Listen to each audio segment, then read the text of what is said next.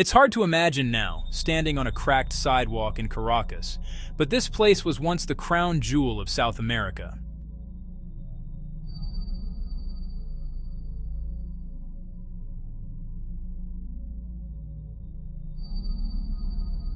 Venezuela wasn't just rich, it was staggeringly wealthy, floating on the largest proven oil reserves on the entire planet.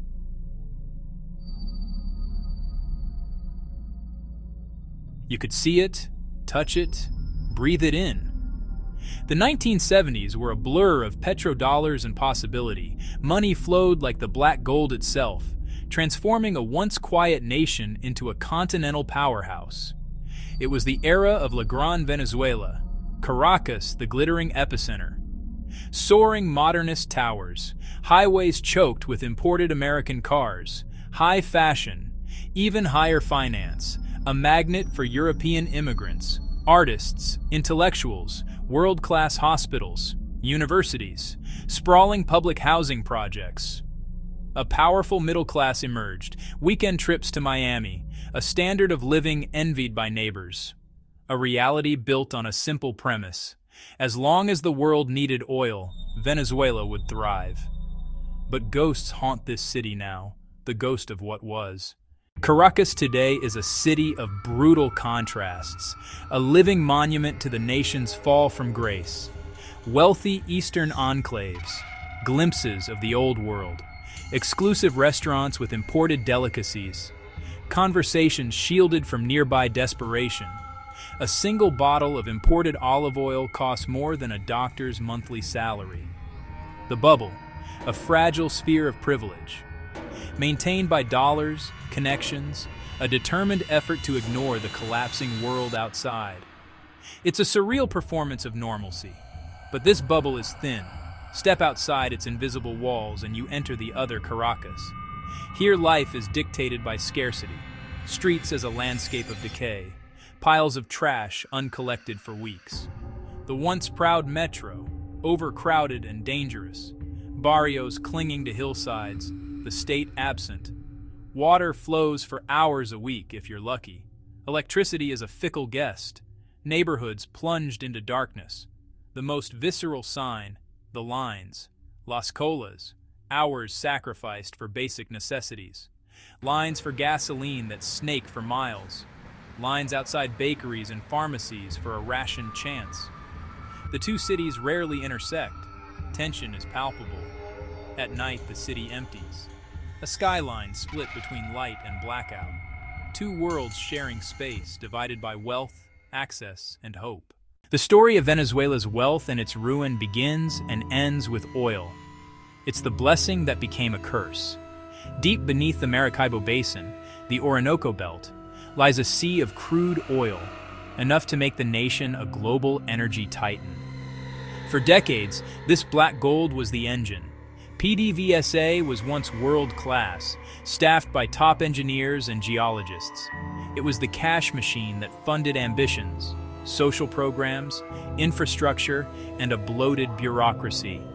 As long as prices were high, the system worked, or appeared to. The fatal flaw was dependence, a monoculture economy reliant on a single export. When Hugo Chavez came to power, he doubled down. The 2000s windfall funded the Bolivarian Revolution, food, housing, healthcare. Poverty fell. For a time, it felt like progress. But foundations cracked. The state seized private assets and hollowed out PDVSA, replacing technocrats with loyalists. Aging infrastructure went unrepaired. Then, in 2014, the bottom fell out. Prices crashed. For Venezuela, it was a death blow. Petrodollars turned to a trickle, a catastrophic budget shortfall. Massive imports, food, medicine, parts, became unaffordable. Domestic production decimated. Oil fields are a shadow. Production collapsed to 70-year lows. Rigs rust, pipelines leak, corruption siphoned the remnants. Black gold drowned the nation in red ink, a squandered gift. In Venezuela, hunger is not an abstract concept. It is a mathematical certainty, a daily calculation of survival. measured in lost kilograms, in the stark emptiness of a refrigerator, in the number of meals skipped per day. A grim term, the Maduro diet. Shelves once full now repeat meager basics: flour, rice, cooking oil, chicken, all turned to luxuries. The CLAP program promised relief. In theory, a lifeline. In practice, another instrument of control. Boxes arrive irregularly, sometimes months apart, with meager contents. Pasta, a bag of lentils, a can of mystery meat. For many, this box is the line between hunger and starvation, access tied to political loyalty. Agriculture collapsed under price controls, expropriations, and lack of seeds and fertilizer. Farmers lack fuel and face checkpoints, bribes, confiscations. Food rots in fields while cities starve. A perverse breakdown of supply and demand. Maria wakes at 4 a.m. to queue for bread, waits half a day, often to find nothing. We don't eat 3 meals anymore, she tells us. Sometimes it's 2, sometimes it's 1. You learn to silence the hunger. Her story is not unique. It is the story of millions. A silent epidemic of malnutrition in what was once the richest nation. When a nation breaks, its people run. The Venezuelan exodus is one of the largest and fastest-moving mass migrations in modern history. A silent, desperate flight. From a homeland that can no longer provide safety, sustenance, a future. To date, over 7 million people have fled. More than 20% of the population. This isn't a migration of choice. It's an evacuation. They leave with whatever they can carry. Abandoning homes, careers, family. They cross on foot, travel for days or weeks through treacherous terrain, faces etched with fear and resolve.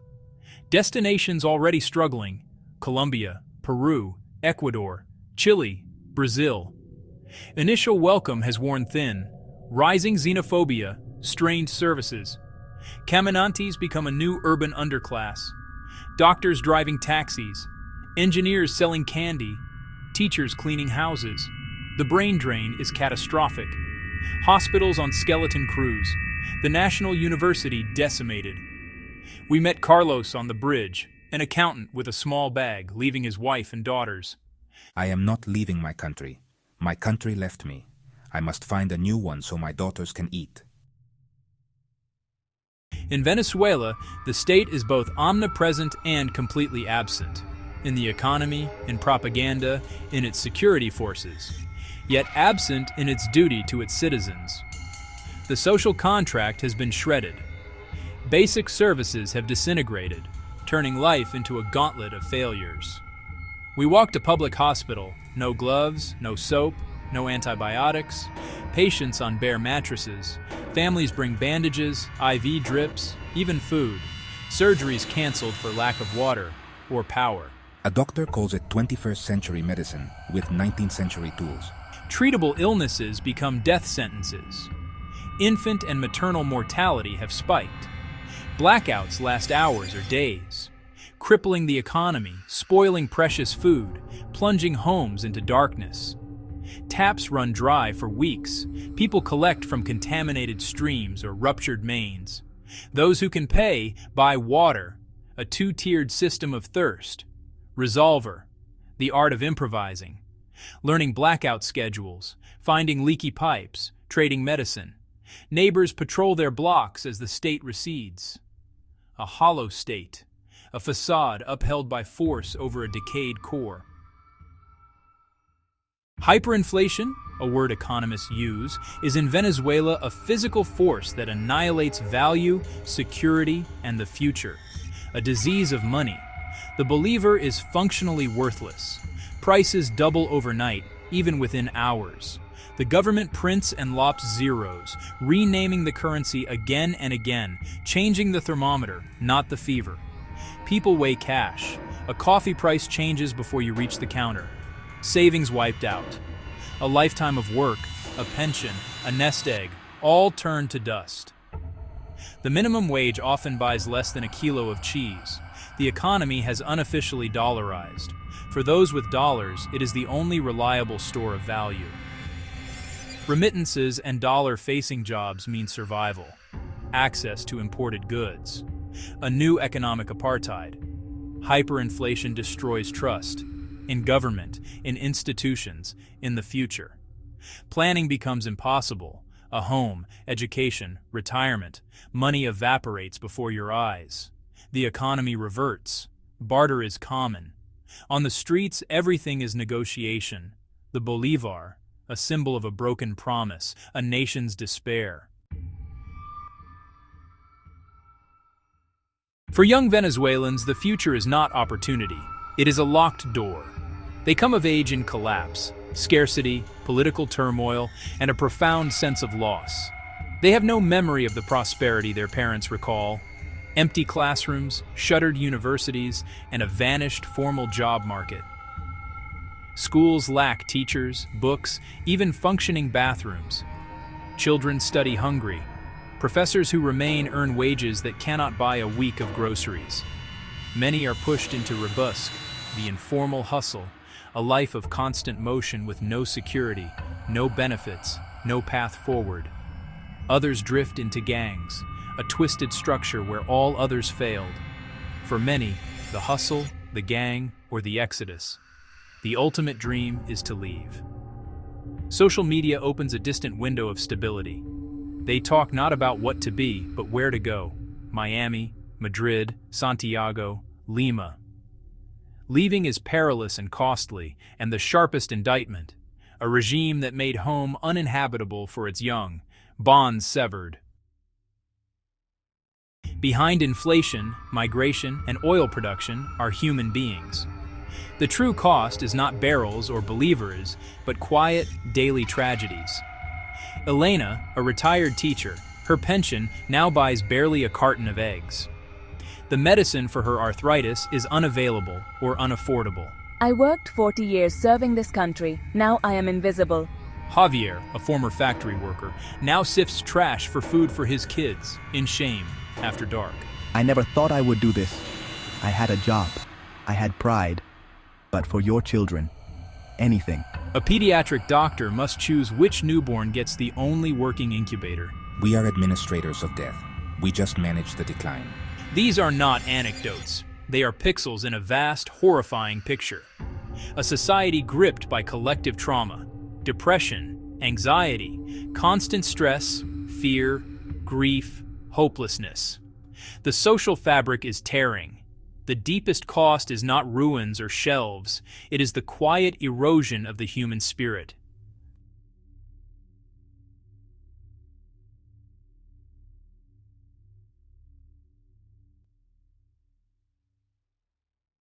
What does the future hold?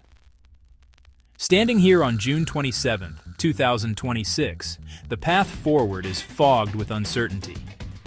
No easy answers, a political stalemate, a geopolitical chess match, a deep humanitarian crisis. Recovery demands a generational effort, stable transition, institutional overhaul, and massive investment to rebuild oil and public services, and national reconciliation, a task of generations.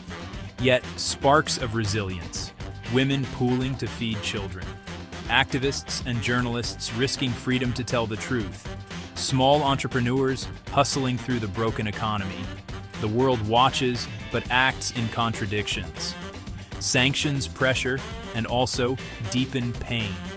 Aid arrives, often manipulated and insufficient. Global attention drifts, but for millions inside and abroad, this is their entire world. They cannot afford for us to look away. The story is not over, a living tragedy and a warning, but also a testament to endurance. The final chapter is unwritten.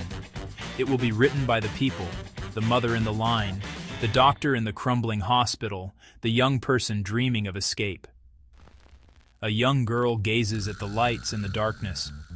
Her future, and her country's, hangs in the balance, awaiting a distant dawn.